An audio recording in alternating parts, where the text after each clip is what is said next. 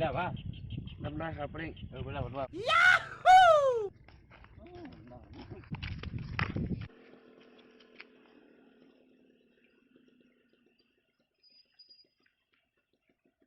ล้วก็ของห้าพ่อมาเข้มแล้ววะแล้วก็อยู่ไหนเนี่ยอ๋ออยู่หน้าเมื่อมันก็ของห้าเข้มแล้ววะโอ้เข้มเรียบหนาไว้ไปเมื่อเข้าเลยอยู่หน้าวันฮัลโหลอยู่ไหนเนี่ยอยู่หน้าไม่ใช่หน้ากำ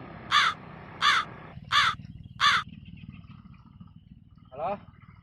หาไปนะมา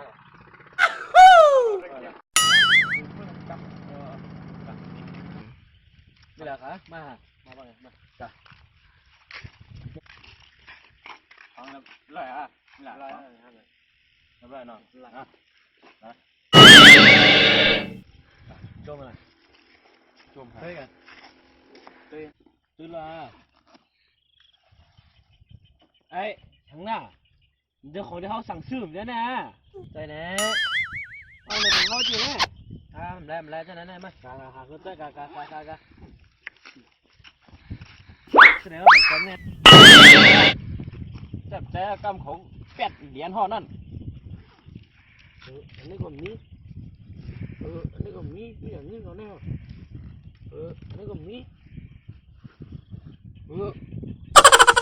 ฮ่านะมาขึ้นมาทั้งน้าอย่างเนี้ย